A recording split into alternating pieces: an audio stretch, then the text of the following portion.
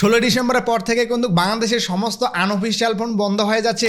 এটা নিয়ে অনেকেই চিন্তায় আছেন, আসলে আমার ফোনটা বৈধ নাকি অবৈধ। তবে চিন্তার কিছু নেই, আজকের এই ভিডিওতে আমি আপনাদেরকে দেখাবো কিভাবে খুব সহজে আপনি চিনবেন আপনার ফোনটা বৈধ নাকি অবৈধ। তো চলুন দেরি না করে মূল ভিডিওতে যাই। আর হ্যাঁ, আপনি যদি আমাদের চ্যানেল নতুন হয়ে থাকেন, চ্যানেলটি সাবস্ক্রাইব করার রিকোয়েস্ট থাকবে।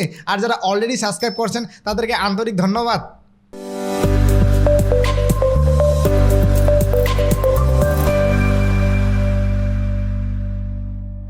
আপনার মোবাইলটা বৈধ নাকি অবৈধ এটা চেক করার জন্য আপনি চলে যাবেন আপনার মোবাইলের ডায়াল প্যাডে আসার পর টাইপ করবেন *#06#।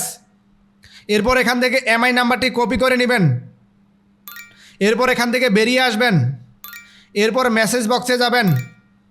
এরপর স্টার চ্যাটে ক্লিক করবেন।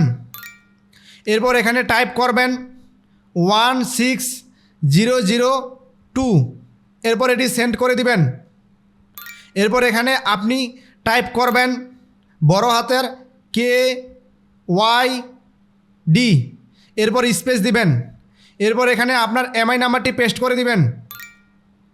এরপর এটি পাঠিয়ে দিবেন। দেখতে পাচ্ছেন বিটিআরসি আমাকে SMS দিয়েছে, ডিভাইসটির IMEI বিটিআরসি ডাটাবেজে পাওয়া গেছে। তার মানে আমার ফোনটা বৈধ।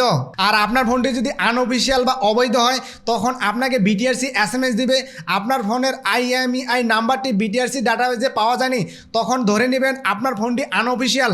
তখন আপনি যে কাজটা করবেন, আপনার ফোনটা আপনি অফিসিয়াল করে নেবেন, তাহলে আর চালাতে কোনো সমস্যা হবে না। আর একটা ইম্পর্ট্যান্ট কথা বলি, আপনি যখন এটা চেক করবেন তখন আপনার সিমে লোড করে নেবেন, কারণ মিনিট কাজ করবে না। ভিডিওটি খুবই গুরুত্বপূর্ণ।